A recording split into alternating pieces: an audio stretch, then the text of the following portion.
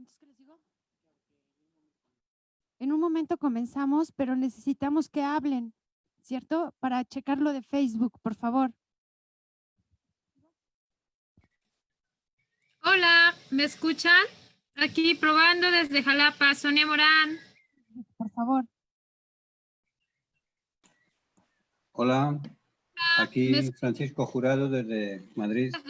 Sonia Morán. Listo, muchísimas gracias. En un momento comenzamos. Gracias. Hola, aquí Francisco Jurado desde Madrid. Sonia Morán. Listo, muchísimas gracias. En un momento comenzamos. Gracias. Hola, aquí Francisco Jurado, Madrid. Sonia Morán. Listo, muchísimas gracias. Gracias. Hola, aquí Francisco Jurado, Madrid.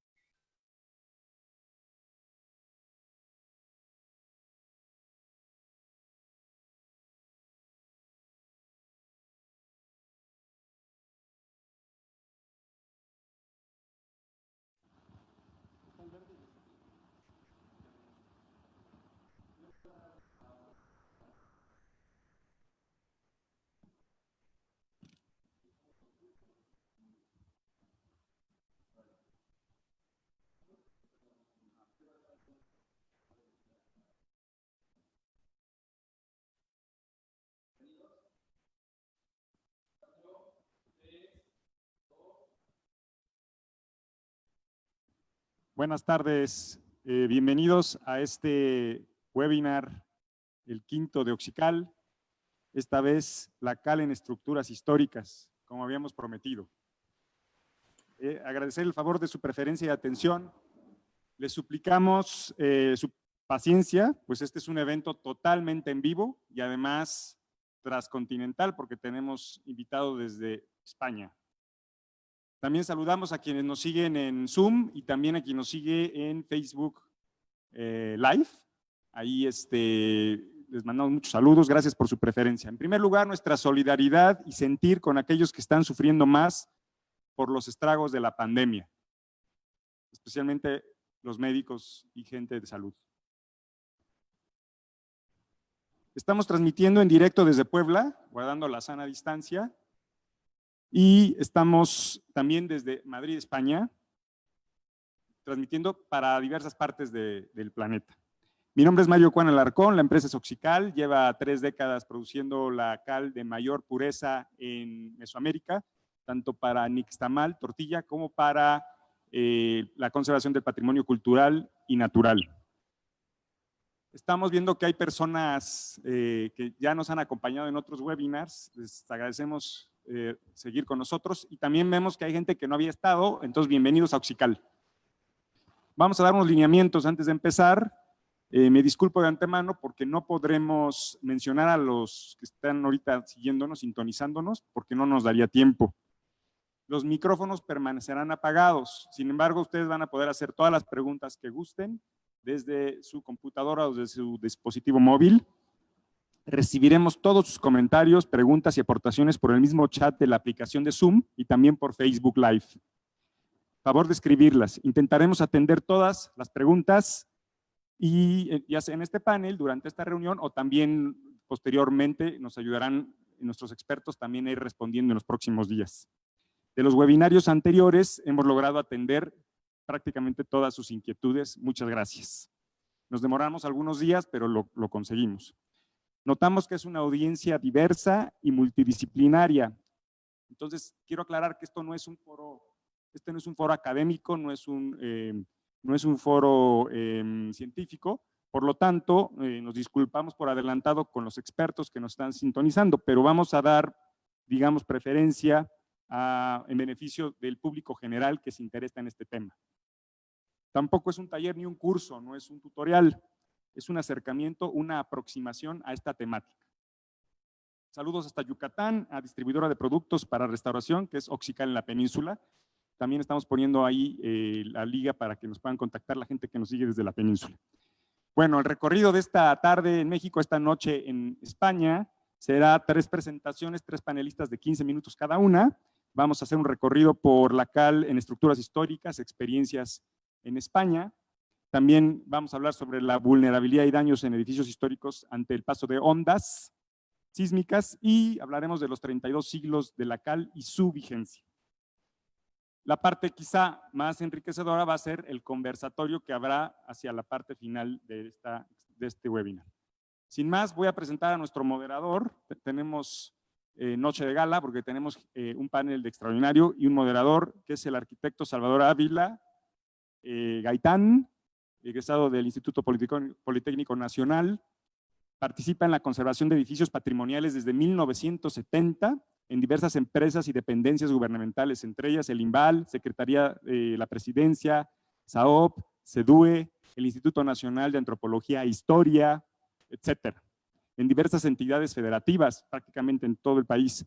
Algunos dictámenes y proyectos de conservación de edificios en los que ha participado son Palacio Bellas Artes, Edificio de Correos, el Monumento a la Revolución, Palacio Legislativo Federal, el MUNAL, el Convento de Betlemitas, que es el Museo Interactivo de Economía, el MIDE, conventos de Santo Domingo en Oaxaca, San Cristóbal de las Casas Chiapas, donde fuimos juntos, Yautitlán, el Templo y Convento de Coixtlahuaca, Templo y Convento y Capilla Abierta de Tepozcolula, en diversas empresas, proyectos y obra en el programa de renovación habitacional popular con motivo del sismo de 1985, construcción del centro de cómputo para el gobierno de Michoacán,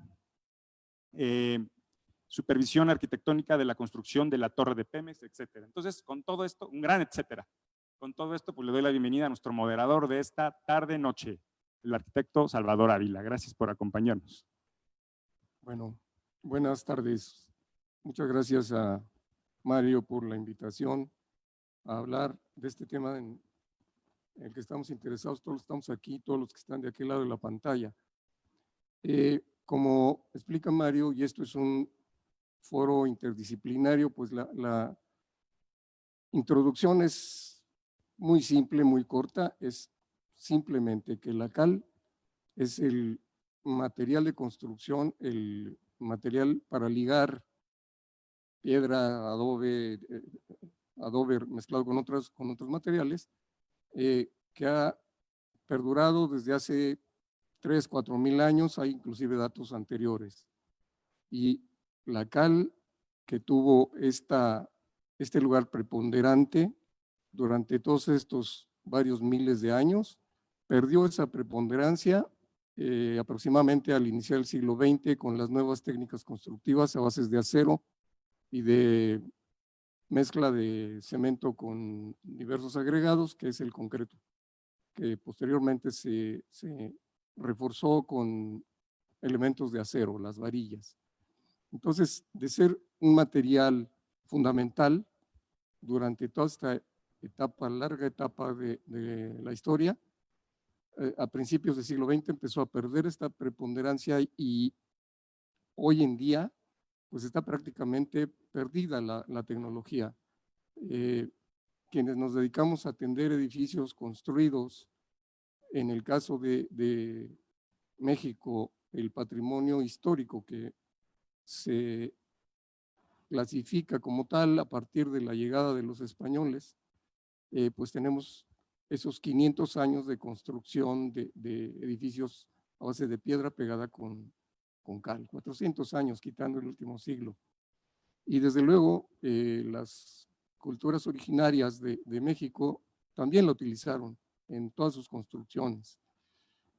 Pero como esta entrada abrupta de materiales, de nuevos materiales a acero y concreto, ha venido tomando el lugar de este material, se ha perdido prácticamente esta tecnología y entonces ahora cuando necesitamos intervenir edificios, en el caso mexicano, históricos a partir de la llegada de los europeos o anteriores de las culturas originarias, pues estamos batallando para encontrar el punto clave para la utilización correcta de este material. Entonces, bueno, la primera persona que va a intervenir hoy es el arquitecto Francisco Jurado Jiménez, que ha sido profesor de estructuras desde 1978 en la Escuela Técnica Superior de Arquitectura de Madrid. Ha impartido clases en innumerables cursos de posgrado acerca de la rehabilitación de construcciones históricas, sobre todo en Madrid, Barcelona y Argel. Aparte de obras de nueva planta, ha restaurado casi un centenar de edificios históricos, entre otros el Acueducto de Segovia, la Iglesia de San Jerónimo, el Real de Madrid y la Mezquita del Cristo de la Luz en Toledo. En los últimos años ha trabajado en la ciudad de Lorca, tras el terremoto de 2011, dirigiendo las obras del Parador, restaurando murallas y fortificaciones del castillo, varias iglesias, recibiendo el Premio de Arquitectura de la Región de Murcia de 2013 a la restauración de los restos arqueológicos de la sinagoga. Actualmente trabaja en la Catedral de Santiago de Compostela, en las Atarazanas de Sevilla y en el Palacio del Infantado de Guadalajara. Pues con ustedes, Francisco Jurado.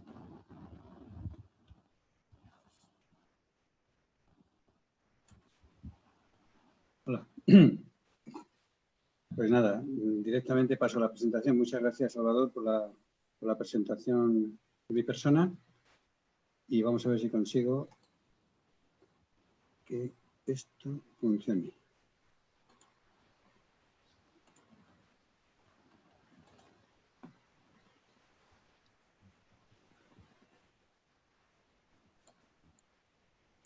Se ve, ¿no? Bueno, pues a ver si puedo ocultar esto. Esto no sé cómo quitarlo. Y aquí no se puede quitar.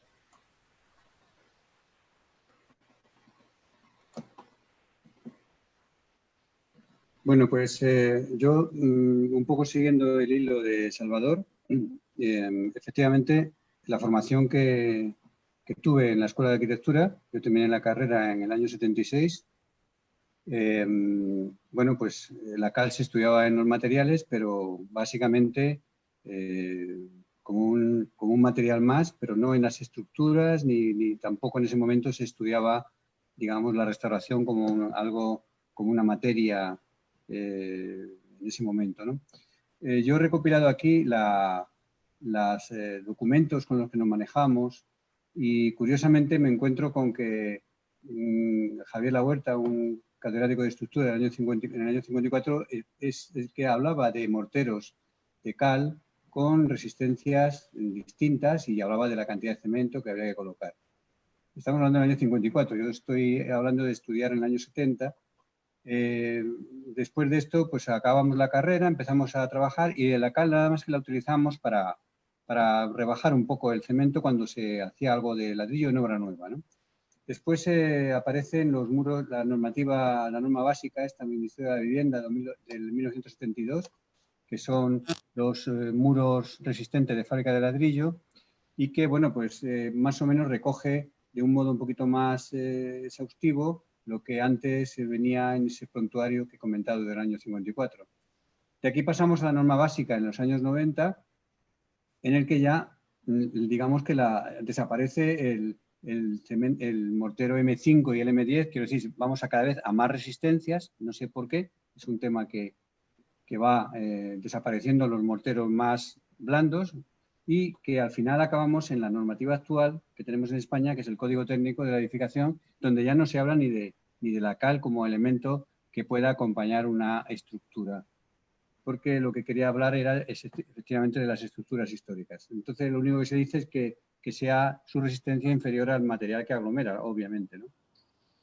Bueno, pues voy a hablar de distintos casos, me daré rapidez porque si no, no me dará tiempo, en los que, y un poco de forma cronológica, me he ido planteando el tema de la cal. Yo empecé a hacer proyectos de intervención en el patrimonio ya en los años 80 y, bueno, pues evidentemente en ese momento se utilizaba todavía concreto, la cal se utilizaba más para revestimientos y empecé a plantearme el tema de la consolidación estructural con cal precisamente en esta obra en el año 92. En el año 92 estamos restaurando este convento en Almagro, un convento de dominicos, y tenía unos camarines, unas estructuras aquí abiertas en la parte de atrás del ábside, que al quitarlas, bueno, pues los contrafuertes estaban totalmente agrietados, ¿no?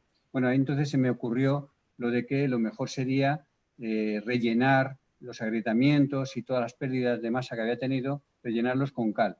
Y como no lo había hecho nunca, pues lo que hicimos fue, bueno, apañarnos ahí con la empresa de alguna manera, cogiendo cal así como si fuera con una textura casi de yogur y haciéndolo como estáis viendo ahí de una forma muy casera con un bidón y con una cierta presión, ¿no?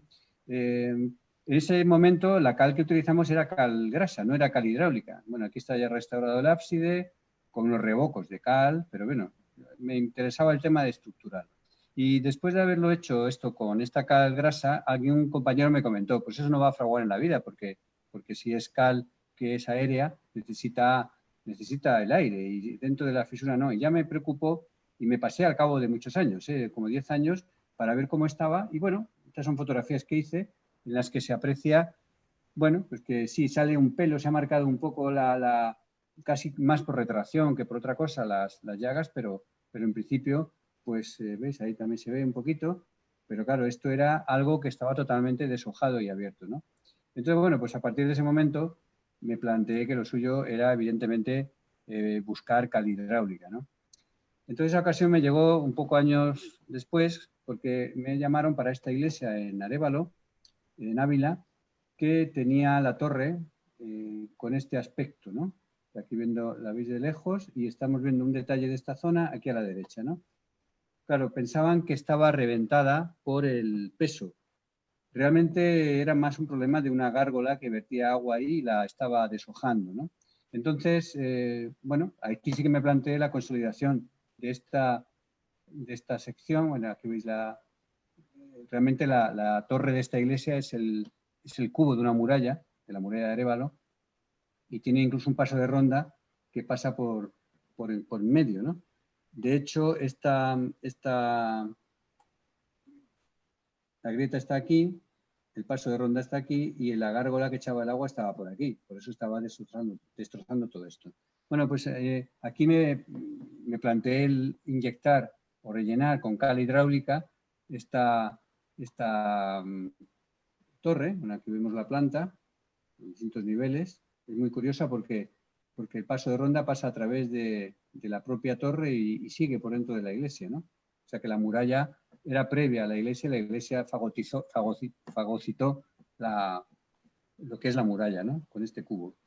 Bueno, pues en ese momento, aquí está la torre a la izquierda, esto eran corrales desastrosos, esta es la muralla que antes de la restauración, veis todo lo que había aquí, y esto ya es después, ahí estamos viendo la torre ya arreglada, y después de haber quitado estos corrales que había y todo esto, y recomponer la volumetría de la muralla aquí en esta zona, pues bueno, pues ya se lee un poco mejor lo que era este cerco, esta muralla importante. Bueno, lo que quiero decir que a mí aquí me costó un montón, vamos, no encontraba, hablé con Ignacio Gárate, un compañero que ya falleció, experto en cales, y no sabía dónde comprar cal hidráulica. Estamos hablando de que no había, ¿no? Tuvimos que fabricarla machacando ladrillo y mezclándolo con la cal, o sea que en este momento nada.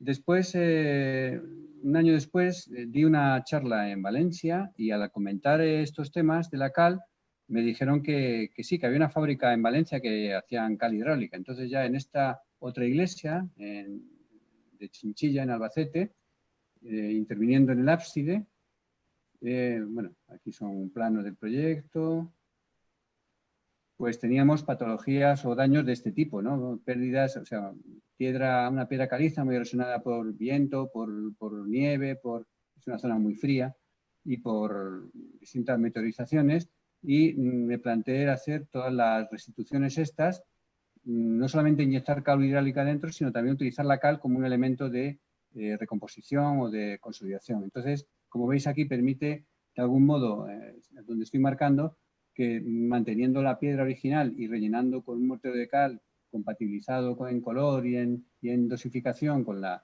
piedra caliza, pues se mantenga la lectura, digamos, antigua del sillar sin quitarlo, ¿no? Aquí más zonas. Veis que se mantiene toda esta zona. Luego, claro, hay sitios que había pérdidas que se metieron sillares, ¿no? E incluso los restauradores que estaban trabajando en esta obra utilizaron los morteros de cal, que yo no lo tenía previsto, para hacer consolidaciones de elementos escultóricos como este. Fijaos, este es el mismo elemento con mortero de cal. Y aquí utilizábamos la cal hidráulica esta que vendían en Valencia. Aquí también veis una balaustrada perdida y perforada para meterle fibra de vidrio y ya las recomposiciones volumétricas, ¿no? Terminadas, ¿no? Bueno, en este caso era una cal hidráulica que tenía puzolanas y que, bueno, daba bastante buen resultado. Se llamaba Cales Pascual en Valencia. En el año 2000, esta otra iglesia que está en Palencia, Villamuriel del Cerrato, una torre altísima.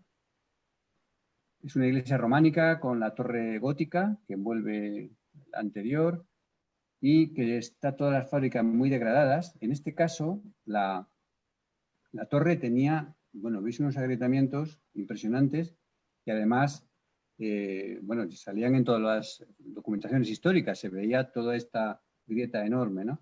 Y lo que estaban monitorizándose, porque la torre se movían, las fisuras se iban abriendo y además de una forma absolutamente cada vez más parabólica, más acelerada, ¿no?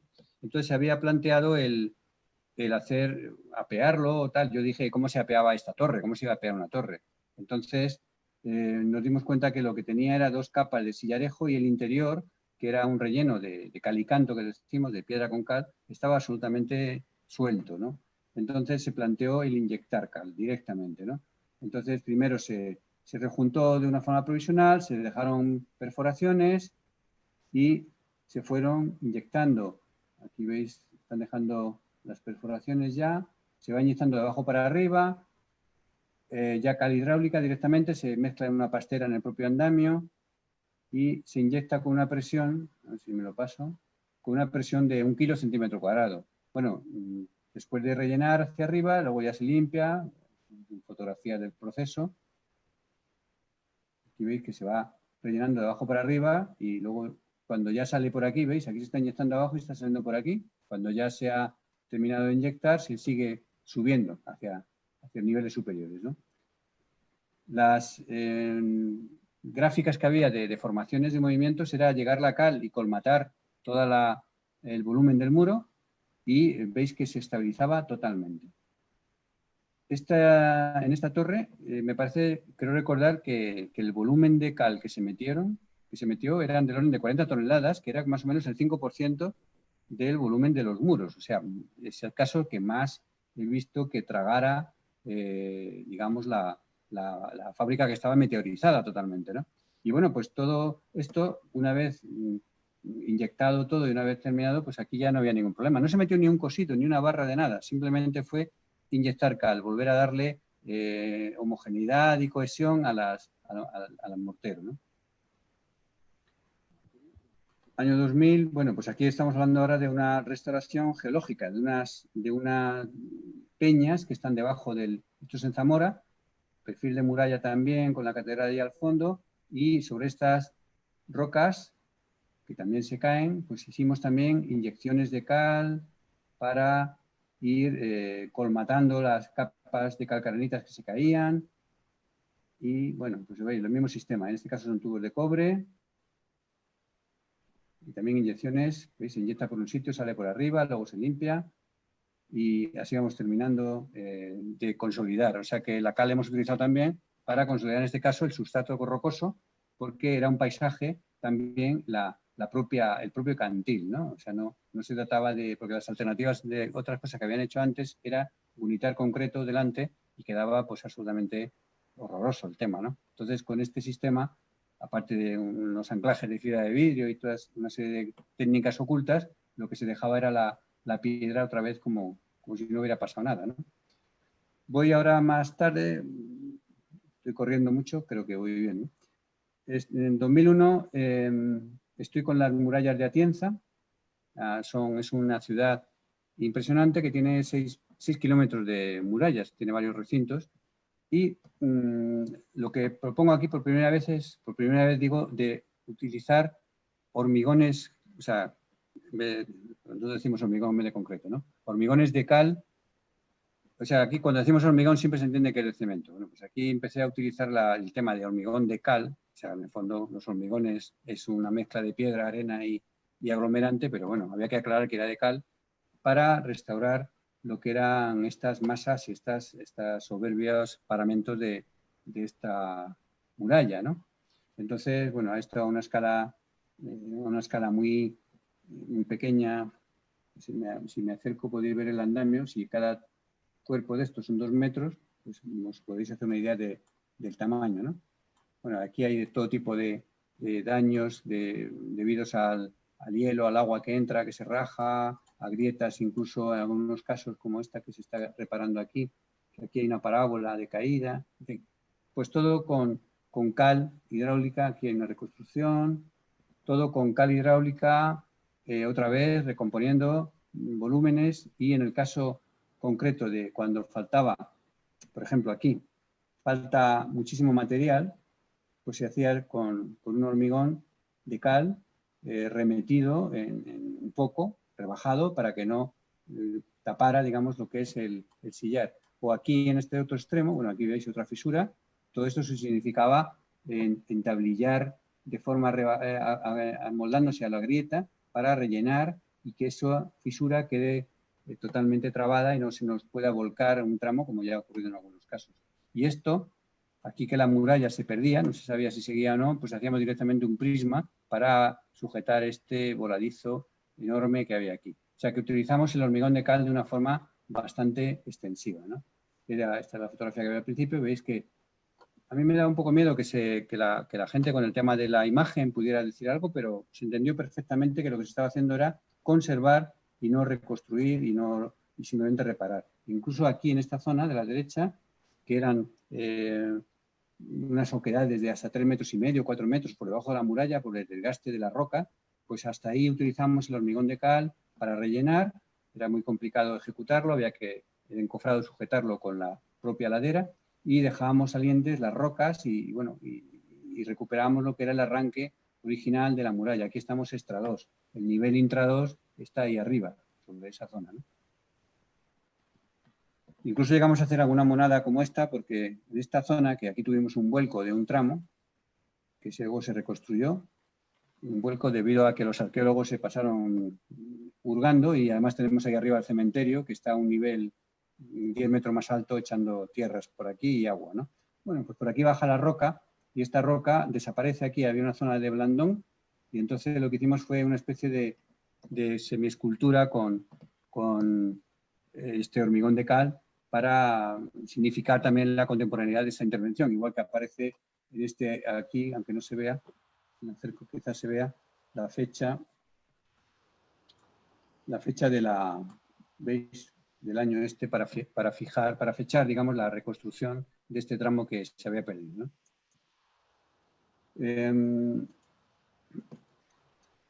A ver, que se me ha ido esto de tamaño. Aquí.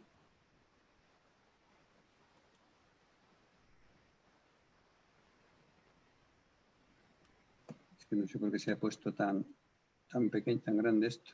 Pero nada, un momentito, a ver si se lo consigo. Ahí está. Bueno, esto es otra iglesia en el año 2001 en Canet Roig, en el norte de Castellón, la zona del Maestrazgo. Conocido además este pueblo por una película, la película del Olivo, la que, si veis la película del Olivo, se desarrolla precisamente en esta zona que hay olivos milenarios. Bueno, pues aquí teníamos utilizamos la cal sencillamente porque al quitar el tejado de la teja del que había allí, cuando llegamos a la restauración, al retirarlo, aparece debajo la cubierta original, que es una cubierta ondulada hecha a base de piezas de cerámica, y utilizamos la cal para impermeabilizarla. No sé por qué se me ha ido la imagen, el tamaño.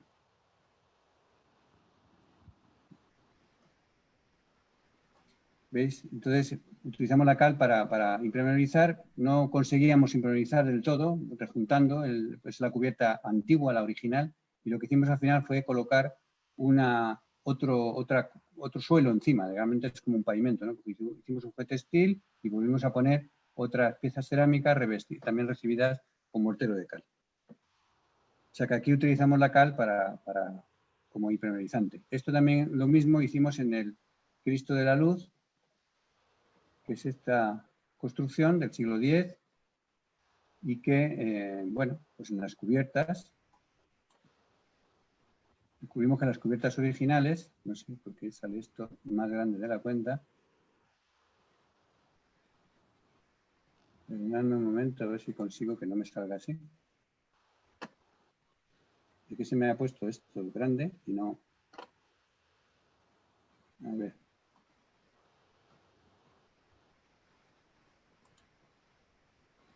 Nada, bueno. Bueno, estas cubiertas, al recuperar la cubierta original, que es un relleno de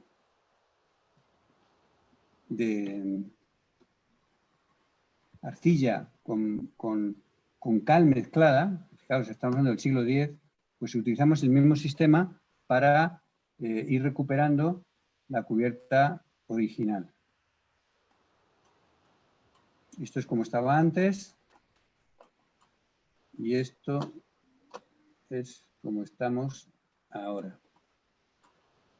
No sé cómo se quita esto. Aquí veis que lo que hicimos en esta restauración fue añadirle otra vez relleno de arcilla y cal y luego ir yendo a capas cada vez más ricas de cal y terminar con la cerámica. O sea que se lo utilizamos para impermeabilizar.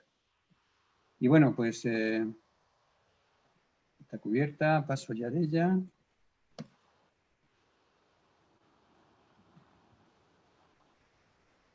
Estábamos en el proceso de restauración. En el mismo edificio. Aquí está terminada la cubierta.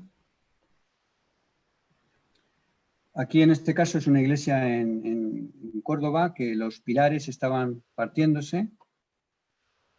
Tenían una serie de grietas y de roturas un poco extrañas. Parecía que eran roturas a compresión y efectivamente algo tenía que ver el tema. Pero claro, era debido a que la sección, me paso directamente,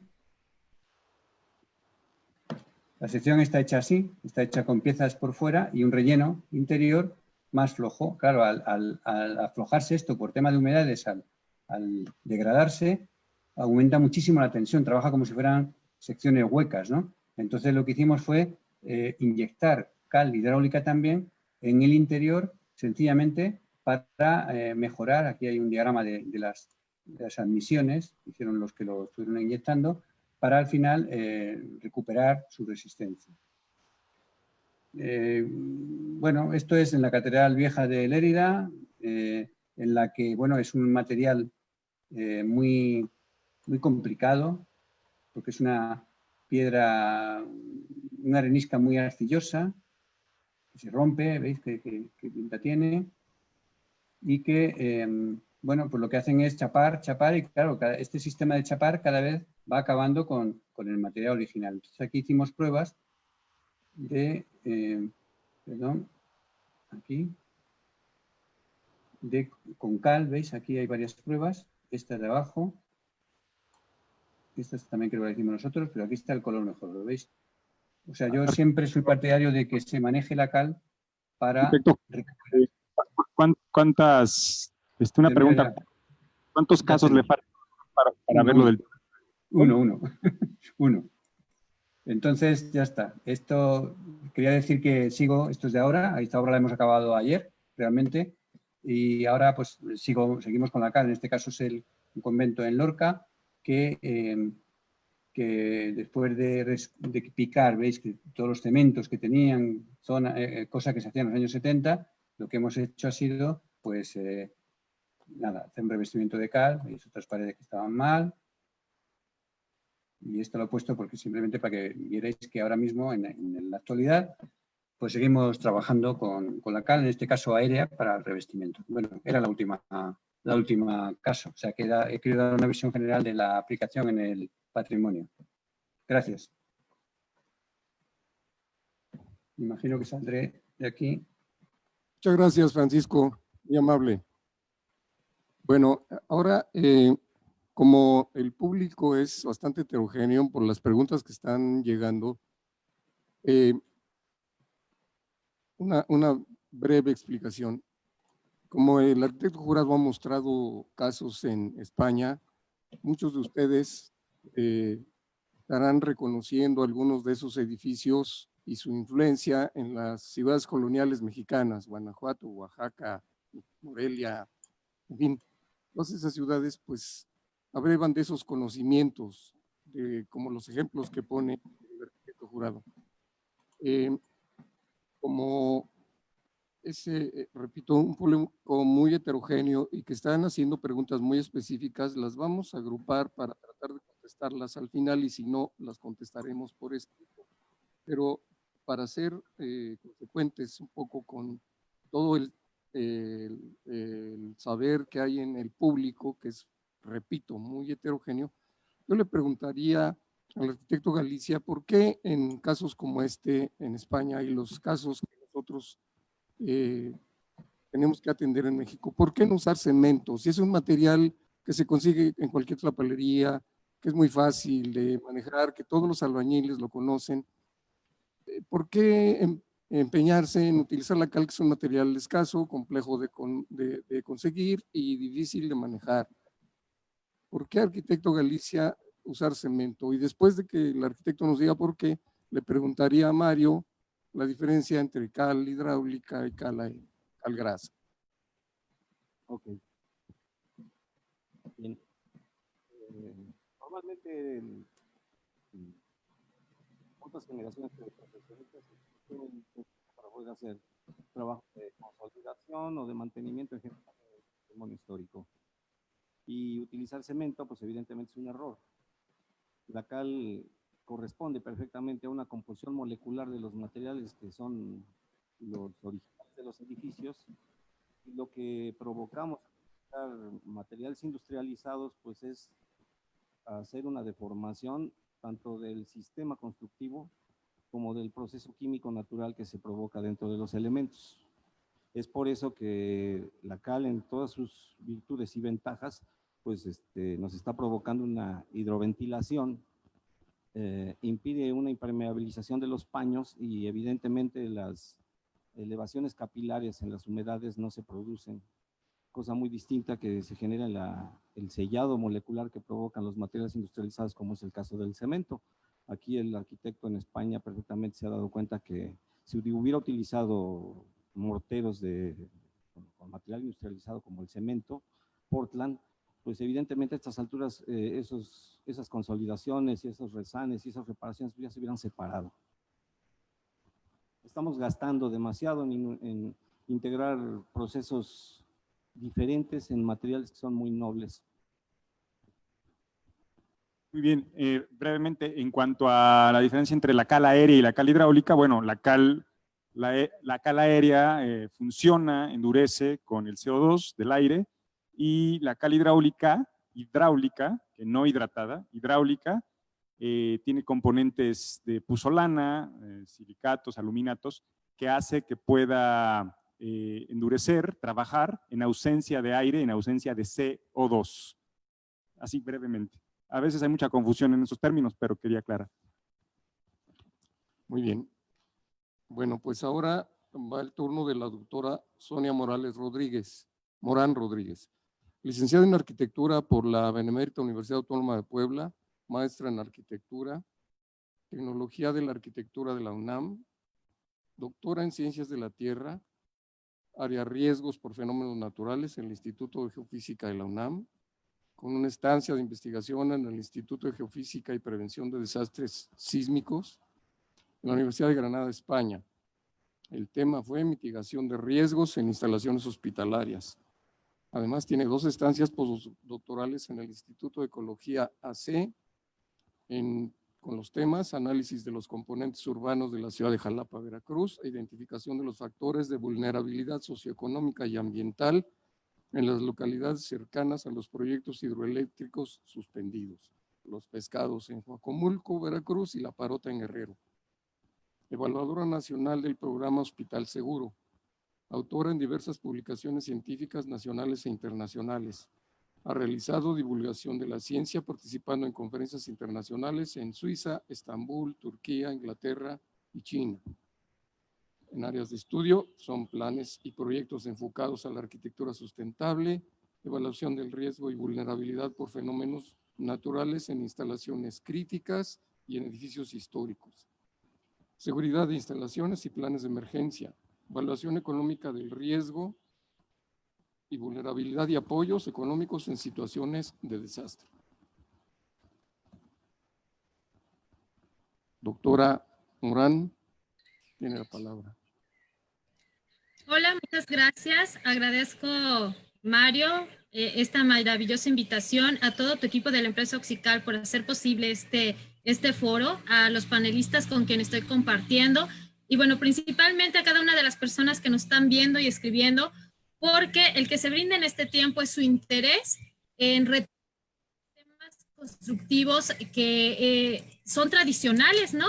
Y son tradicionales porque si su nombre lo dice es por tradición, quiere decir que son sistemas que se ocupaban desde la antigüedad en una tradición de que la gente no traía cosas importadas, sino construía literalmente con lo que se tenía, que eran las canteras de donde se extraía la cal, la piedra de la cal, la piedra, distintos tipos de piedra, ¿no? Ya nos mostró el arquitecto Francisco en sus proyectos, como vemos, distintos tipos de piedra que seguramente eran las más cercanas a la zona de donde se construía, también los diferentes tipos de tierra, que son arcillas, las arenas, todo era traído de la tierra, ¿no? Y a mí me gusta mucho este tema porque yo quiero invitar a todos los que nos ven a que empecemos a retomar todo esto. ¿Por qué? Porque precisamente estamos en un tema de la sustentabilidad, de tener cuidado con la contaminación, y este tipo de materiales como es la cal viva, ¿no? Pues es ideal. En su grado de contaminación, a diferencia, por ejemplo, del concreto, pues es mucho menor. Todo contamina, pero hay que buscar la menor contaminación, hay que dejar la menor huella ecológica, y en este caso la cal apagada, la cal viva, pues deja menor huella que el cemento, ¿no? Por ahí creo que había una pregunta de cuál es la diferencia de resistencia. La cal viva, una vez que termina su proceso, o sea, que se pone en la obra y que empieza a volverse piedra, pues su resistencia es mucho más alta que la del concreto. Si encuentro el dato, más al ratito se los doy. Y bueno, pues compartimos mi pantalla para que pueda yo explicarles así con más detalle lo que quiero intervenirles. Ay, perdón, ya me perdí. Ahí está la pantalla.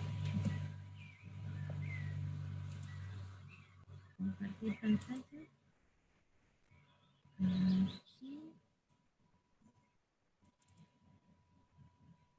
Y ahora aquí, ¿no?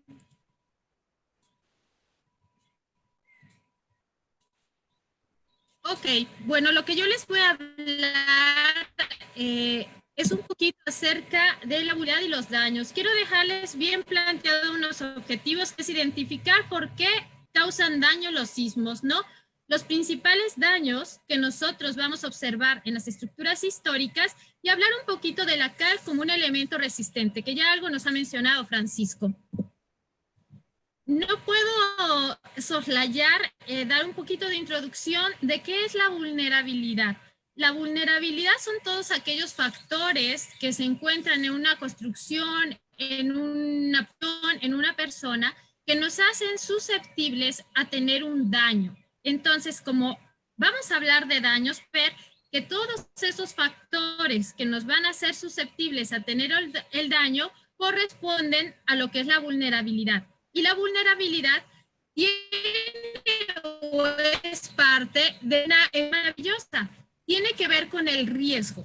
Y este es un tema, bueno, a mí en lo personal me gusta mucho porque conlleva la vulnerabilidad por un lado y la amenaza por lo otro. La amenaza, ¿por qué es importante verlo o tomarlo en cuenta en este sentido? Porque cualquier sismo al que vamos a nosotros analizar una estructura expuesta, que en este caso vamos a hablar de edificaciones históricas, están expuestas ante esa amenaza. Muchos le llaman amenaza o peligro, es lo mismo. Estas dos, la amenaza y la vulnerabilidad, dependiendo su factor de exposición, nos van a conllevar o van a dar como resultado lo que es el riesgo.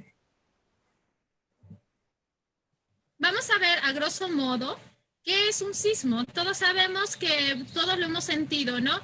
Pero muchos me han preguntado, ¿es lo mismo un sismo, un temblor, un terremoto? Sí, es lo mismo. Un sismo es una liberación de energía que es repentina. Repentina quiere decir que todavía, por desgracia, no llegamos al grado de exactitud que se pueda pronosticar, que se ocasiona por el rompimiento de las rocas en las placas tectónicas. Esto quiere decir que va a ocurrir dentro de la Tierra. Sin embargo, los sismos contienen diferentes tipos de ondas sísmicas. Aquí, como lo podemos observar, bueno, se origina dentro de la Tierra y tenemos ondas que van a viajar por el interior de la Tierra y ondas que van a viajar por la parte superficial de la Tierra, que es donde nosotros nos encontramos, donde habitamos, donde hacemos construcciones. Tenemos 4 tipos de ondas, todos los sismos las tienen. Y si ustedes observan la gráfica, aquí es donde vamos a encontrar la razón de que unos digan, ¿es un sismo trepidatorio, que sentimos que brincamos, o es un sismo oscilatorio? Como ven en la gráfica, por ejemplo, las ondas P y las ondas S son ondas que viajan por el interior de la Tierra. Es cuando nosotros empezamos a sentir que está temblando. Las ondas L son las ondas Log, las ondas R son las ondas Rayleigh, y estas son las que viajan por la superficie, y estas son las que ocasionan realmente daños a las estructuras en las que nosotros vivimos. Dependiendo del tipo de movimiento, dependiendo en dónde nos encontremos nosotros, el tipo de suelo y el tipo de construcción, es que nosotros vamos a percibir ya sea que el sismo vibra, que nos ocasiona un movimiento hacia arriba y hacia abajo, o que el sismo da vueltecitas, ¿no? En este caso, si vemos la gráfica, a esa culpa, pues le añadiríamos un sismo oscilatorio a las ondas Rayleigh y un sismo trepidatorio entre las ondas S y las ondas Log. Es por eso que todos los sismos son iguales y todos causan los mismos daños. ¿Cuál es la diferencia? En este caso, en México, podemos ver, como en el mapa nos los muestra, estos son los sismos que más daño han ocasionado. Si ustedes echan un vistazo a las fechas que tenemos, aproximadamente este tipo de sismos que son dañinos, que oscilan entre una magnitud entre 7 grados y mayores, causan daño a las construcciones. Vamos a ver ahorita por qué o qué es lo que causa los daños. Para todos los que nos ven de México, pues a menos que vivas muy al norte de la República Mexicana, podrías estar exento de esta información, ¿no? Creo que igual les pasa en España. Yo estuve en el Instituto de Geofísica de Granada y ahí, a pesar de que tienen sismos un poco menos, de menor magnitud, tienen sismos que han llegado a causar daños, ¿no?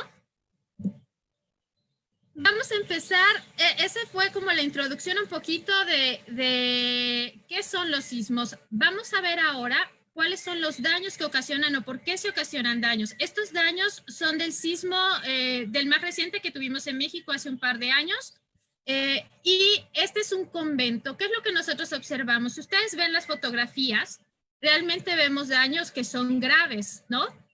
Por ejemplo, una perforación en la parte de la techumbre. Si ustedes observan, tenemos grietas que van en la parte horizontal de la bóveda y una al final que corre o traspasa la parte del ábside. ¿Qué es lo que podemos observar aquí? Y creo que lo pudimos observar también en parte de las diapositivas que nos puso el arquitecto Francisco. Siempre en una onda sísmica, esa fuerza, esa energía de empuje que va a tener, que se traduce o se pasa hacia el material constructivo, siempre busca una salida. ¿Y qué salida va a buscar? La más vulnerable, la más débil, por así decirlo. Y en este caso son los morteros de cal y arena. No quiere decir que debemos de meter concreto, y él lo tomó desde la antigüedad, o mucha gente que se ha dedicado a la restauración en la actualidad quiere hacer morteros más resistentes. El que sea más resistente no quiere decir que le voy a poner cemento, porque es lo que es más resistente. No lo hace resistente. Si nosotros inyectamos concreto, por ejemplo, en unas grietas, o queremos restaurar o reestructurar este tipo de daños que vemos en este convento, lo único que vamos a hacer es crear un elemento de separación. Un elemento, aunque es más fuerte literalmente, no rompe tan fácil como la cal, pero ese elemento que es más fuerte, es más rígido y va a transmitir esa fuerza sísmica a toda la parte de la estructura que es más débil, que es todo el elemento constructivo, ya sea ladrillo, piedra, adobe, etc. ¿Qué va a pasar? Que vamos a causar un mayor daño. Entonces debemos poder manejar los materiales por separado. El concreto en la arquitectura contemporánea yo lo recomiendo al 100%, y los materiales tradicionales deben ser restituidos, restaurados con los mismos materiales que nosotros observamos. En este caso quiero retomar estas fotografías para ir viendo por qué causa los daños. Este convento, si alguien lo conoce, se encuentra en Morelos, que es la zona epicentral del sismo que tuvimos hace 2 años, en el 2019. ¿Qué quiere decir? Que tiene que ver el lugar donde nosotros nos encontramos. Este pobrecito convento pues se encontraba muy cercano al epicentro y sufrió gravemente daños. Ahora les quiero decir algo importante. Tenemos que fijarnos qué tipo de suelo, las características geológicas en las que se encuentra mi construcción, ya sea histórica o tradicional. Aquí lo que tenemos es un cuadro de intensidades donde nos dice que mientras menos consolidado sea el suelo, que son arenas, son gravas, más va a amplificar el movimiento sísmico. Esto es de verdad muy importante. Entonces ya tenemos dos: la cercanía, donde nos encontramos ubicados hacia el punto epicentral, y el tipo de suelo, las características geológicas que nosotros tenemos. Otra cosa muy importante a ver en los edificios, o qué es lo que les causa daños, son las formas, la forma arquitectónica que tenemos. Usualmente en las estructuras históricas tenemos formas que son sencillas, la mayoría son rectángulos, pero si llegamos a tener, por ejemplo, el patio típico colonial, ¿no?, que aquí se conoce mucho en la Nueva España, que tenemos esta forma, que es una forma que sí llega a tener daños ante el paso de ondas sísmicas. La otra cosa es la orientación del edificio.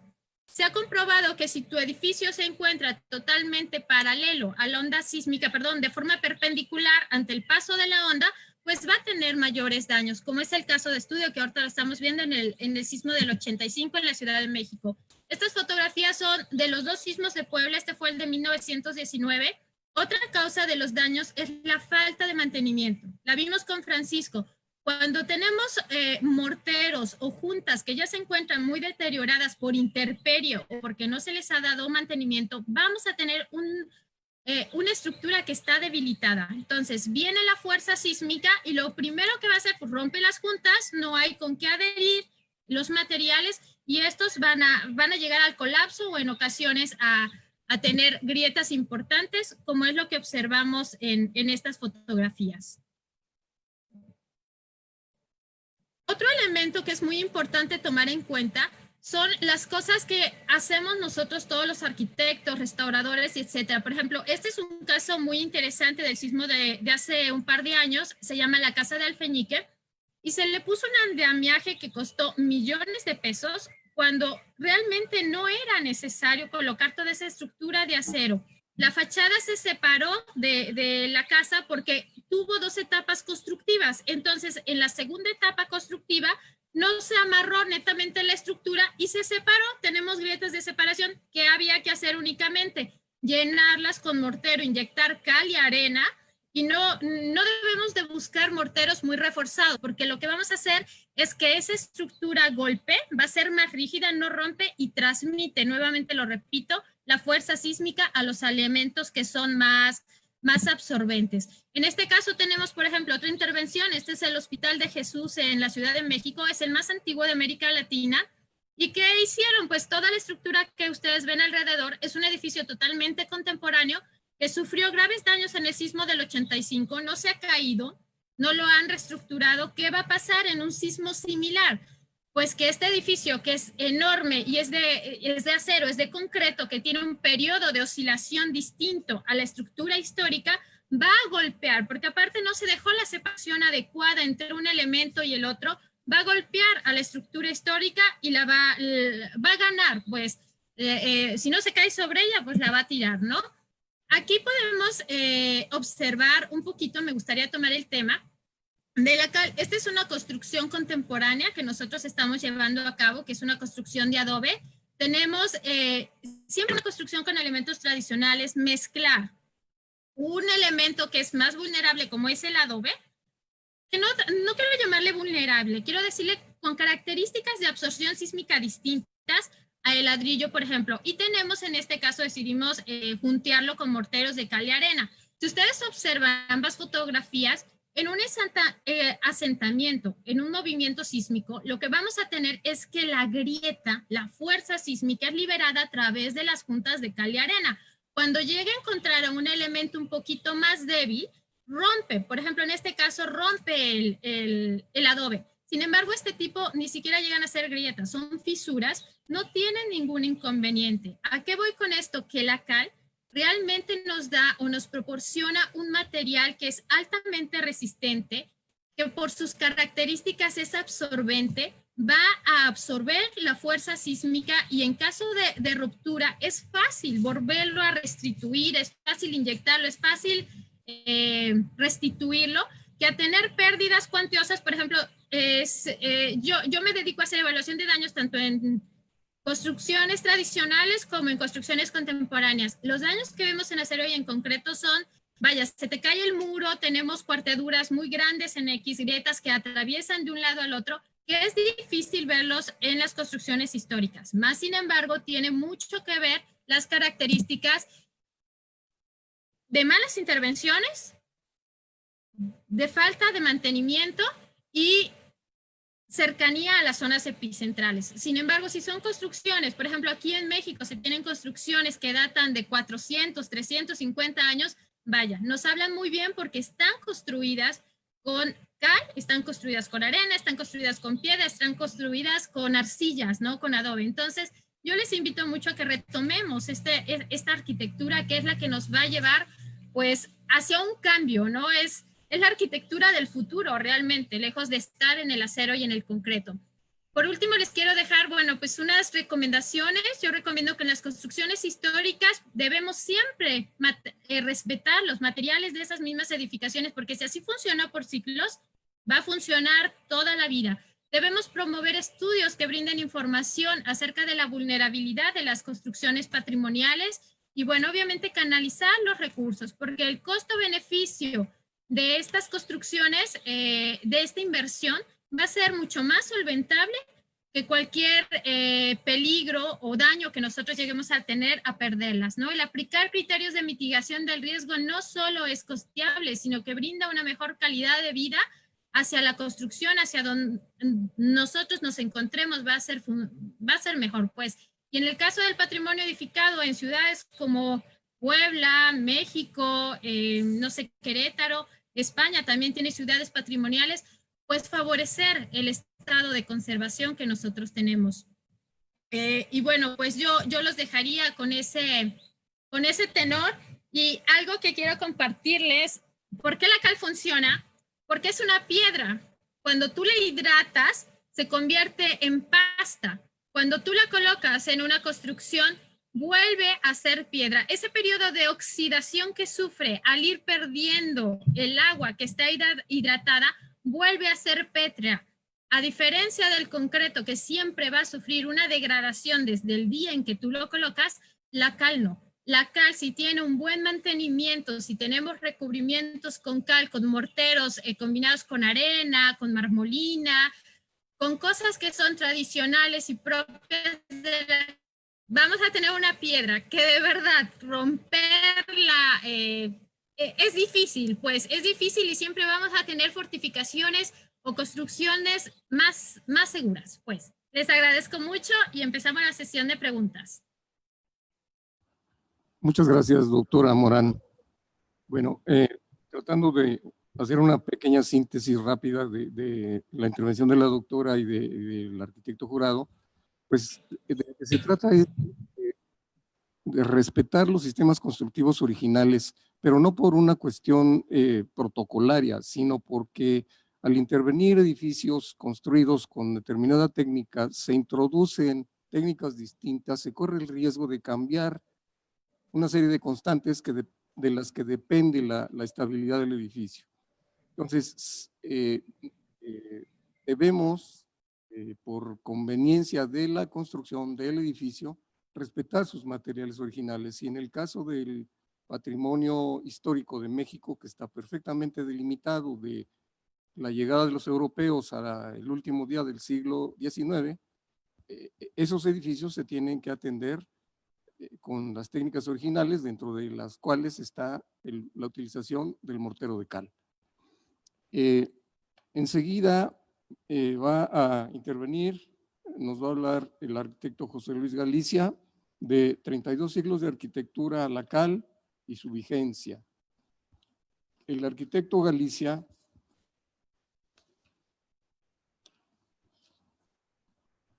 José Luis Augusto de la Cruz Galicia Osorio es originario de Puebla, es egresado de la arquitectura de la Universidad Autónoma de Puebla con maestría en restauración de sitios y monumentos por la Universidad de Guanajuato en un examen de grado laureado, obteniendo también especialidad en gestión y revitalización de la ciudad, el paisaje y el territorio por la Universidad de Castilla-La Mancha en España. Con una actividad profesional de más de 35 años, es también especialista en el tema de atención al patrimonio edificado. Consejero presidente de la Asociación Restauro, Conservación del Patrimonio Cultural, AC. Director del despacho Geriatría en Obras. Director responsable de Obra A y corresponsable en obras de restauración para el municipio de Puebla y su centro histórico. Consejero titular del Consejo Ciudadano de Ecología y Medio Ambiente. Miembro activo del Colegio de Arquitectos del Valle de Puebla, AC. Miembro de la Comisión de Asesores de Directores Responsables de Obra y catedrático en la Escuela Taller en Restauración del Gobierno del Estado de Puebla. En los últimos 6 años ha impartido sin número de conferencias en diferentes ciudades de México y el Perú sobre temas relacionados con la cal y la bioclimática novohispana, lo que se considera una cruzada en favor de este intemporal material y la incidencia de los microclimas en los espacios históricos. Actualmente tiene a su cargo la intervención de 2 conjuntos arquitectónicos religiosos a raíz de los sismos, la supervisión del proyecto de regeneración físico-social del Barrio Alto, espacio fundacional de la ciudad de Puebla, además de asesorar a varias empresas en temas de conservación de inmuebles de valor como consultor. Arquitecto. Gracias.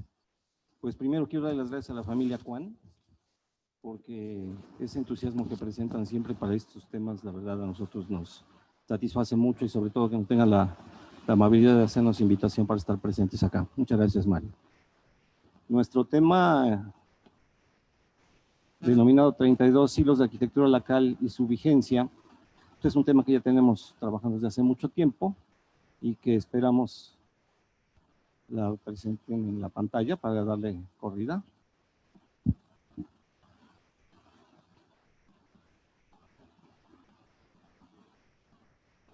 Bueno, es un tema que nosotros hemos trabajado ya desde hace más de casi 15 años ya. Tenemos una visión sobre estos puntos. Solo vamos a presentar aquí un extracto con unas actualizaciones propias de esta presentación. Nosotros entendemos que para poder hacer este análisis en una pequeña una introducción, hablamos de que a nivel humano el origen del hábitat, pues nuestras generaciones anteriores siempre estuvieron presentes en la posibilidad de tener protección de los medios climáticos, utilizando el estado natural de los elementos que podían ser las cavernas, las arboladas y las salientes, y se fueron transformando poco a poco en chozas, en palizadas y cobertizos.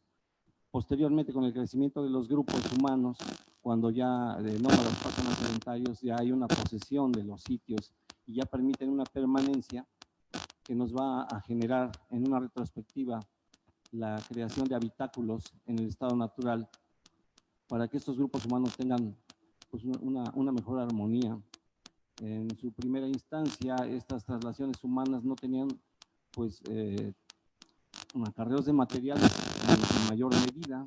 La segunda etapa que aparece ahí en una preliminar, y hay una transformación del espacio cuando se empiezan a seccionar y acarrear algunos materiales como son la madera, la piedra y algunas tierras para poder hacer arcillados, y después ya viene una fase evolutiva de transformación de materiales que coincide con la domesticación de animales, cultivos y la transformación de las arcillas, apareciendo también en el punto de la agricultura, y aparecieron también la cerámica y otros procesos técnicos que nos dan el gran paso a tener ya una transformación para un hábitat más seguro, y pues obviamente empieza a aparecer ya el hecho de tener una ordenación de los procesos y generar arquitectura en sí. También nosotros hemos pensado hace mucho que la auténtica primera revolución industrial es el neolítico, y por eso esta presentación se llama 32 siglos de arquitectura local, porque evidentemente el neolítico tiene presencia en la humanidad hace 32 siglos y coincide prácticamente con esta transformación de arcillas y de algunos elementos para poder generar otro tipo de herramientas. Esta transformación de los minerales provoca, entre otras cosas, también la aparición de la cal, que cambia las formas arcaicas de producción y dominio, siendo posible también que existan algunas actividades evolutivas como la guerra y los procesos constructivos. Así que la arquitectura de tierra, mediante este proceso de hace 32 siglos, empieza a cambiar su transformación y aparece ya un trazo geométrico definido, aunque sea muy primigenio. También tenemos que apuntar el hecho de que existe un paralelismo cultural en el uso de la cal. No sabemos exactamente a ciencia cierta cómo se da este proceso, pero sí lo que podemos advertir es que en los 5 continentes, en los diferentes hemisferios, se utilizó cal en la construcción al mismo tiempo. Esto, como les digo, genera un paralelismo que entre otras actividades humanas también existe presencia, pero para nosotros es muy importante denotarlo, dado que hay registro de arquitectura de valor en unos periodos más o menos homogéneos. A nivel antropológico, la presencia social de la cal habla de que la arquitectura ya es un sinónimo de desarrollo económico y social. En este caso encontramos que hay una evolución muy fuerte, dado que ya existe la posibilidad de generar mayor presencia de una arquitectura más desarrollada, y entendemos de todas maneras que todas las culturas que tuvieron gran valor utilizaron cal en sus construcciones en ese proceso evolutivo de más de 32 siglos. Y evidentemente se genera la posibilidad de que la edificación adquiere un impacto de dominio y control de pensamiento. Sobre todo este punto lo vemos muy presente en lo que es la arquitectura religiosa, tanto a nivel prehispánico como a nivel virreinal, por ejemplo, aquí en México, pues lo tenemos muy marcado, ¿no? Un punto que siempre hemos tratado de manejar es que hemos entendido que hay un genoma en la arquitectura dentro del proceso histórico. Gracias.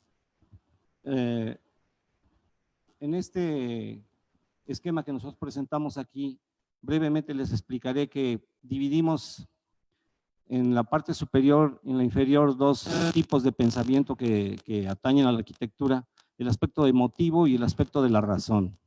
La razón obviamente es un sinónimo de la ciencia, del proceso científico del análisis de las cosas. Y en una línea de tiempo que aproximadamente nada más tocamos un segmento de 10 siglos, hablamos que ahí tenemos evidencia de que existe aparición de los diferentes, a lo que nosotros llamamos estilos arquitectónicos, en ese esquema de nodos, crestas y valles, que permite entender que, por ejemplo, en el románico había un punto más pegado a lo que es la razón, o sea, al aspecto científico y fortaleciente, que a un aspecto más libre o emotivo que puede ser marcado en el gótico. Y después otra vez de esa manera de pensamiento humano, volvemos a regresar a lo que es el Renacimiento y otra vez estamos hablando de una lógica muy formal de la arquitectura, para otra vez avanzar históricamente en el hecho de encontrar un punto de que de la arquitectura renacentista se pasa al barroco, teniendo ahí una línea de tiempo intermedia en el corte, que es la aparición del Nuevo Mundo, donde aparentemente también hay una progresión de la arquitectura gracias a que ya hay pues una manera de financiar otro tipo de edificios, dado cierta riqueza que implica el descubrimiento de los yacimientos de América. Otra vez en el aspecto emotivo de lo que implica el barroco, que es un sistema arquitectónico, un proceso arquitectónico sumamente volátil, regresamos a un punto más rígido que es el neoclásico y nuevamente de ese punto rígido volvemos al romanticismo y en ese tono así se está tratando el análisis de lo que es la evolución de la arquitectura y por eso hablamos de que hay un genoma porque entre estos dos puntos encontramos la manera de poder evidenciar que los cambios de pensamiento de la sociedad implican la forma de los procesos arquitectónicos. A un costado aparece un listado donde ustedes encontrarán, pues muy fácilmente, identifican los estilos arquitectónicos que más o menos nosotros tenemos identificados, pero lo más interesante de eso es que les quiero comentar que todos ellos están hechos a la cal. Y ese es, digamos, el punto fundamental de presentar esta lámina para que lo reconozcamos y entendamos que de toda la arquitectura de valor que nosotros siempre hemos tenido identificada como lo que nos han mostrado en la escuela, realmente en este momento es importante que se tome la conciencia de que toda esta arquitectura está producida a la cal y que después de más de 20 siglos, formalmente, a partir del cristianismo hacia acá, pues toda nuestra arquitectura está producida y todo lo que reconocemos como arquitectura de valor, tenemos que seguirla manteniendo con un tratamiento adecuado. Es decir, no tenemos que falsificar los sistemas constructivos con elementos industrializados porque vamos a provocar un deterioro. En un análisis breve de un devenir histórico entendemos que esa geometrix de la que hablaron a nivel filosófico los griegos, no se debe entender a la geometría como la medida de la Tierra, sino más bien es un sinónimo dimensional de lo que existe en la Tierra. Es por eso que aparece la geometría como un ancestro de la arquitectura, dado que en su momento la proporción y el trazo áureo, por ejemplo, tan solo por mencionar algo, es un principio fundamental en la concepción de los edificios, que aparece desde el Neolítico y está muy vigente hasta el Renacimiento. Este sistema de análisis de la arquitectura y su conformación no obedecía a cálculos estructurales, sino más bien a un análisis, como les digo, de proporción. Y existen ahí los tratados de Serlio y de muchos otros tratadistas renacentistas. Algunos otros posteriormente llegaron a América y mencionaré tan solo a Fray Andrés de San Miguel como un pequeño Vitruvio novohispano que creó mucha arquitectura de valor a nivel conventual en el Bajío en el siglo XVIII. Entonces entendemos también que hay un análisis post-renacentista que habla del soporte equilibrio creado por Galileo a principios del siglo XVII y que empieza ya a dar forma de una manera de poder analizar la arquitectura y los procesos estructurales sobre todo, ya con una visión un poco más formal, un tanto científica, haciendo a un lado lo que es la proporción y el trazo que se maneja tan solo a nivel geométrico pero que es el origen de nuestra arquitectura de valor. Posteriormente, en el mismo siglo XVII ya aparece el análisis mecánico de las estructuras aplicando cálculo diferencial integral creado por Newton. Y es entonces cuando ya podemos entender cómo se hace el análisis formal de los procesos y de los elementos constructivos que ahora nosotros llamamos cálculo estructural. Y eso va a definir perfectamente el hecho de que muchas veces a nivel popular tenemos una discrepancia entre qué fue primero, si el ingeniero o el arquitecto. Y yo creo que con lo que acabo de decir ahorita, pues evidentemente vamos a entender que históricamente quien trabajó el trazo geométrico para identificar la posibilidad de hacer un edificio formalmente, pues fue un arquitecto. Y ya todas las esquemas de ingenierías, no tan solo de la civil, sino de otras más, vienen a formar parte de la evolución de lo que es la industrialización. Aquí queda muy claro lo que les quiero decir. El análisis geométrico para el trazo de un edificio histórico, por ejemplo, de un templo, ahora ya tenemos la posibilidad de hacerlo mediante un modelo finito. Y entonces ya podemos identificar, como dijeron anteriormente, cuáles pueden ser sus puntos débiles, que aparecen, por ejemplo, en el esquema de abajo, en rojo y posiblemente en amarillo, en un esquema que se hace mediante un levantamiento formal muy exacto. Pero lo que históricamente nosotros llegamos a entender como la concepción de la arquitectura de valor, históricamente, pues es el proceso del trazo geométrico a la proporción, que hasta el momento no ha tenido fallas. Las fallas que se han presentado en la arquitectura es porque la hemos desatendido y porque la hemos abandonado. Pero un día con el ingeniero Mario, atendiendo también una invitación en el Instituto de Ingeniería de la UNAM, los ingenieros en contraposición a esta propuesta, pues nos preguntaron que cuánto resistía la cal. Y nosotros contestamos que, pues según nuestras cuentas, 3.200 años. Algo que el concreto armado y el Instituto Mexicano del Concreto declaran que de 80 a 100 años. Y no tenemos una comparativa porque, digamos, en 1830 y tantos aparece el cemento Portland integrado en unas jardineras en Londres. Todo lo que les he platicado hasta el momento se puede resumir en esta pantalla. Dice ahí que gracias a la cal se hizo posible la arquitectura monumental, siendo el medio de cohesión para la integración de la geometría a 3 dimensiones, generando formas y forjas constructivas en un proceso evolutivo de gran valor.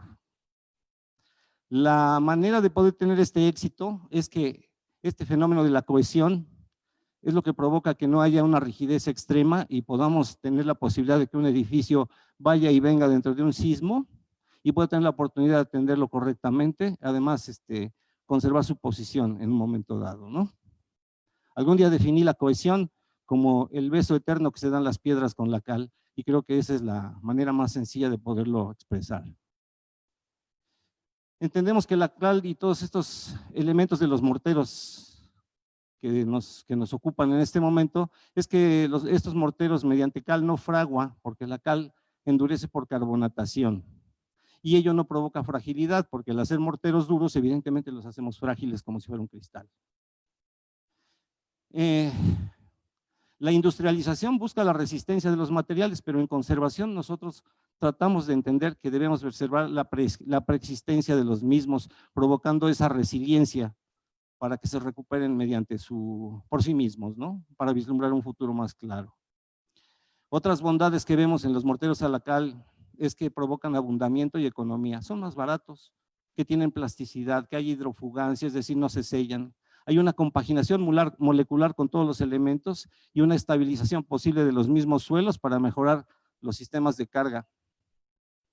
Como el caso que estamos viendo ahorita, se pueden hacer densificaciones de terrenos en donde hay asentamientos diferenciales mediante la inyección de morteros a la cal, y estos son casos de éxito en la Sierra Norte de Puebla, al hacer una densificación para poder mejorar la capacidad de carga del terreno.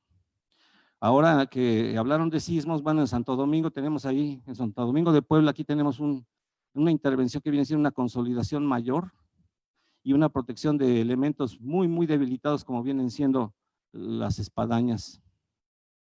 Este caso al que me voy a referir finalmente es el exconvento de Santo Domingo en Tepeji de Rodríguez, en la Sierra Mixteca, en Puebla. estaba encerrado en un círculo rojo, el patio central del claustro. Fue retirado todo el deambulatorio porque no lo entendieron, porque pensaron que era un montón de escombros y a partir de los años 30 lo empezaron a liberar. Y el edificio en el último sismo sufrió gravemente y ahí aparecen en azul todas las fisuras y grietas mayores que se provocaron por este sismo. Bueno, ahí hay un levantamiento y a mano hay unos esquemas ahí que se utilizaron para que estructuralmente se pudiera entender qué era lo que pasaba, es decir, que esa crujía que aparece en azul, los gráficos a mano en la parte inferior, pues nos hablaban de cuáles eran los refuerzos que se tenían que administrar o reponer inclusive, como lo que es el caso de reintegrar el claustro, el deambulatorio del claustro bajo, para poder contener todos los coseos que se estaban presentando en el edificio y poder así pues que tuviera sentido las reparaciones que estábamos pensando hacer. Así es que se integraron contrafuertes, que es el proceso más económico, más sencillo y que tiene éxito en este tipo de daños, pero en el claustro no podíamos estar sembrando contrafuertes a diestra y siniestra, sino lo que se hizo fue consensar con el INAH la posibilidad de reintegrar el claustro, y eso es lo que se está haciendo. Ahí se puede ver cómo están naciendo otra vez las arcadas, que se desplantan directamente de lo que arqueológicamente se encontró como los desplantes mismos, y se utilizaron morteros a la cal, y se sigue trabajando todavía en ese proceso para poder lograr pues los beneficios tanto a nivel del cuerpo general del edificio, como la contención estructural del claustro bajo, que va a impedir que el coseo se presente nuevamente en las bóvedas de la parte inferior. Y bueno, tuvimos que ir a buscar tanto arenas limpias como el mismo tipo de piedra que afortunadamente es abundante en la zona, para que no tuviéramos una desintegración de los componentes arquitectónicos. Finalmente les puedo decir que, recordando lo que es el patrimonio edificado de México, en ese esquema hablamos de 3 procesos, de 3 factores, que nos dan el 100% de la arquitectura de valor, y recordemos que el 90% de esa arquitectura está forjada a la cal. Y esa arquitectura requiere de un mantenimiento correcto, oportuno y constante.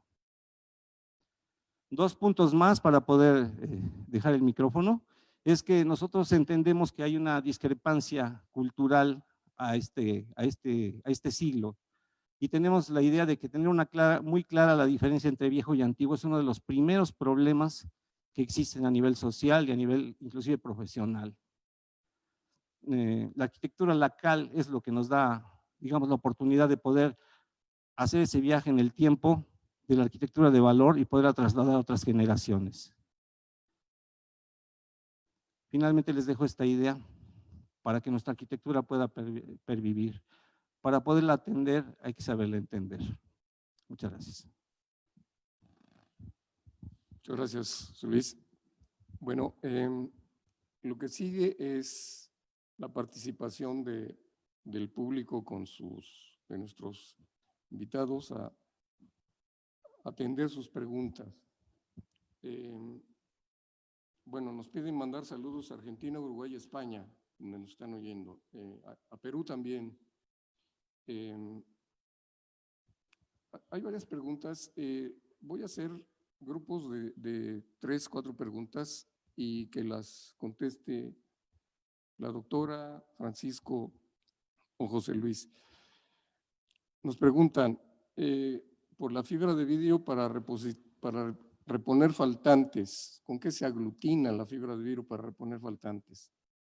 ¿Qué es hormigón a la cal? Que si el hormigón a la cal reemplaza el cemento o a la cal hidráulica. ¿Qué resistencia a la compresión logra la cal hidráulica? Que si las arcillas que usa el arquitecto Jurado son arcillas naturales o calcinadas. En Perú dicen que en zonas sísmicas no ha funcionado la cal, que si afecta el tipo de cal, preguntan. ¿Quieren saber la experiencia del arquitecto Jurado en España con pintura a la cal? Cuando se separa la torre del campanario del cuerpo de la nave, ¿qué recomiendan? ¿Inyectar o dejar la junta abierta? Como ya faltan pocas, se las voy a decir todas de una vez. ¿Quieren que explique mejor la compatibilidad con los adobes?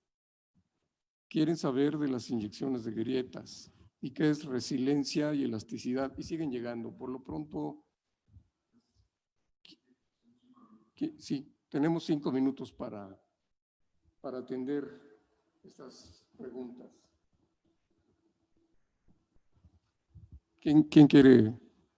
A ver, arquitecto Francisco, si gustas comentar algo, no podemos contestar todas, pero sí. Vale. He contestado algunas por escrito, de todos modos, pero bueno, en general, a ver, el concepto para mí de la cal no es que haga falta resistencia, o sea, yo creo que hay que entender que en los edificios históricos las fábricas casi nunca llegan a superar los 20-30 kilos centímetro cuadrado como mucho.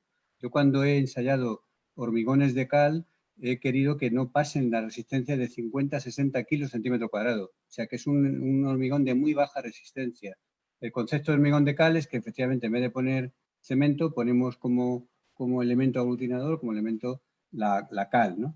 El tema de si las grietas hay que taparlas o no, digo, yo siempre pongo un ejemplo, que un edificio después de un sismo haría como con un coche después de un accidente, lo dejaría como estaba antes, no intentaría reforzarlo más. Esto es un criterio que siempre aplico, que me parece más prudente, porque todos los refuerzos que se intentan hacer con tecnologías nuevas acaban en el siguiente sismo dando problemas, ¿no? Y bueno, en general la cal lo que sí es verdad es que es mucho más elástica que el cemento, alcanza dureza con el tiempo, o sea, no se degrada, pero no es un problema de resistencia, sino de conservarse en el tiempo sin degradarse. Y por otro lado, bueno, pues también es más permeable y el utilizarle aditivos como el nopal o el alumbre o el jabón, que eso es más, lo he aprendido yo más ahí en América que aquí, en España, pues me parece estupendo. Aquí yo lo he mezclado con Primal, que es una resina acrílica, pues para darle más elasticidad, ¿no? Pero en general, lo bueno de la cal es la compatibilidad con los materiales, como ha dicho muy bien la doctora, es como una piedra que vuelve a ser como tal al cabo del tiempo y por tanto es compatible química y mecánicamente con el material que estamos utilizando, antiguo sobre todo. Doctora Morán, ¿algún comentario? Bueno, yo intentaré dar solución rápidamente a las preguntas que más o menos logré captar. Hay gente que pregunta cómo restaurar elementos. La función es así. Si es arcilla, con arcilla. Si es piedra, con piedra. Si es ladrillo, con ladrillo. Todo lo que se cae lo tienes que restaurar de la misma manera o con el mismo material que está lo demás. Puedes utilizar la cal, por ejemplo, por ahí alguien pregunta para restaurar las casas que han sido dañadas por los sismos, casas de adobe. Sí se puede utilizar. De hecho, nosotros estamos por publicar un artículo que muestra las resistencias de morteros de cal con adobe, morteros de cal con piedra, morteros de cal con ladrillo. Es más resistente la cal. No es que sea rígido, sino que absorbe el movimiento sísmico y el daño va a ser menor. El daño van a ser fisuras, como lo vimos por las juntas constructivas, sin dañar el elemento que es un poquito más fuerte. Entonces, sí se puede utilizar, pero bueno, pues lo ideal es respetar el elemento que traemos en la construcción. Por ahí encontré una de qué máximo de grietas. Bueno, si tú estás viendo que no es, dividamos fisuras, es cuando lo vemos pintado, una grieta hay de grosores de 1 centímetro, 2, 3, hasta ver la luz. Cuando tú tienes pérdida de elementos, adobe, ladrillo, piedra, etcétera, tú tienes que restituir el elemento con morteros de cal y arena. No puedes restituir un hueco con solo mortero de cal y arena. Los morteros son para grietas literalmente que no exceden los 3, 4 centímetros, ¿no? Depende del material, porque si tenemos rocas gigantes donde el mortero es de 5, 6 centímetros, sí se restituye con mortero, pero si tenemos una pérdida del elemento, hay que meterle lo mismo.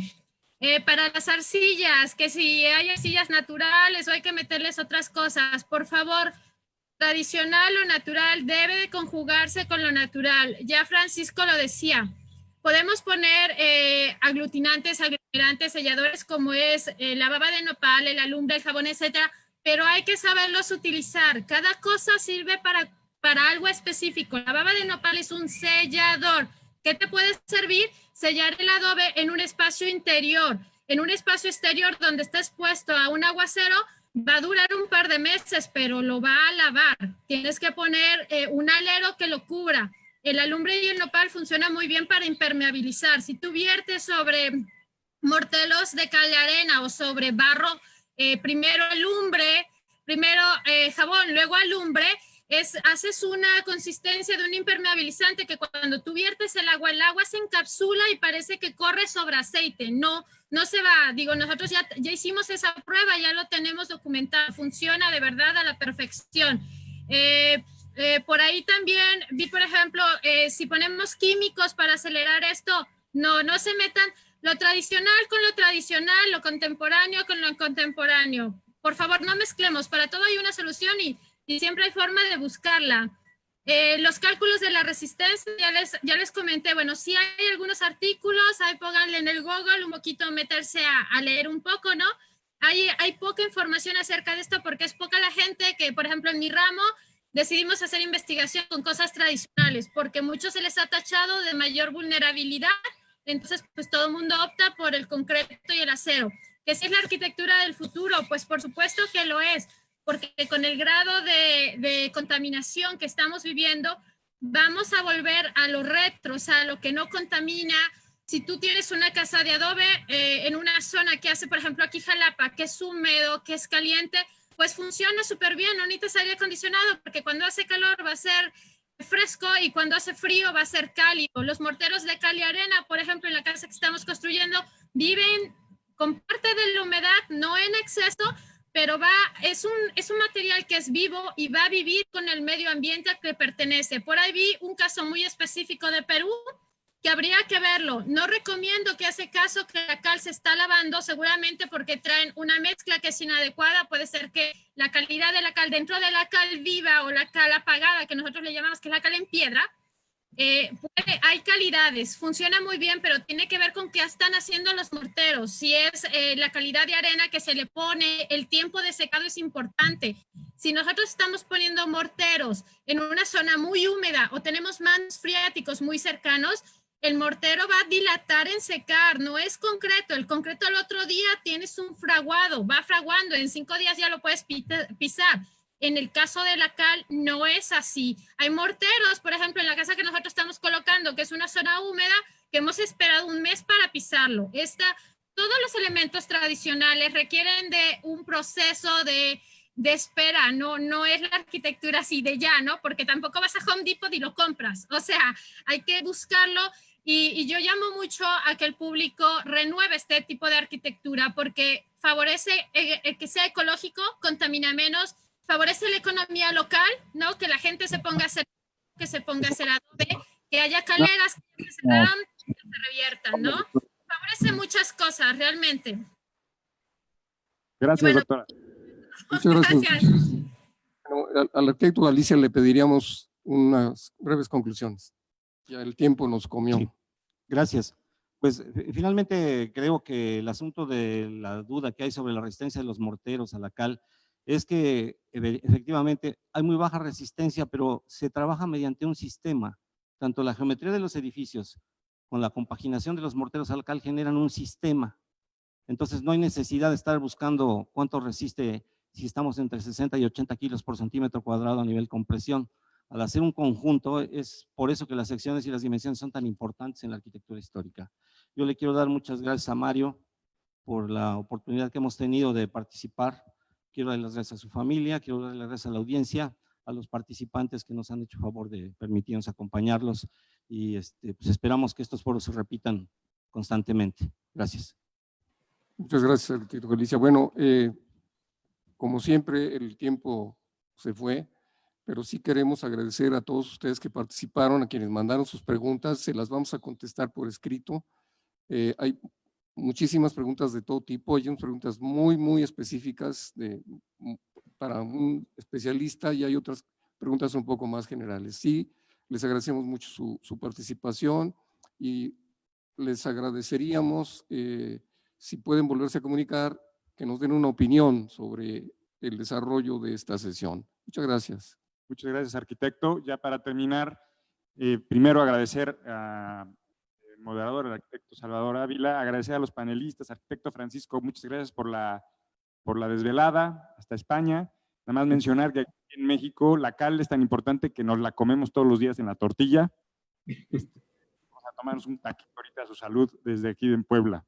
Después agradecer obviamente a la doctora Sonia desde Jalapa, extraordinaria la presentación, y como siempre a nuestro amigo, querido amigo, el arquitecto Galicia, que él dice que somos tal para cal. Reconocimiento para la producción a cargo de Óscar Daniel Ceballos y su equipo, Anilú y todo el equipo de Oxical, que hizo posible este evento. Para más informes, favor de visitar nuestra página www.oxical.mx. En unos minutos podrán ver la grabación de esta sesión en Facebook. Ahorita si quieren ponemos ahí la liga para los que están en Zoom y ahí van a poder ver esta sesión si no la pudieron ver completa. Estar atentos para los próximos eventos. El siguiente posiblemente sea la cal y el patrimonio arqueológico. Entonces ya avisaremos en breve acerca de esta sesión. A nombre de Oxical les deseamos mucha salud y nuevamente gracias por su preferencia y gracias por su paciencia. Estaremos en contacto para responder las preguntas. Adiós.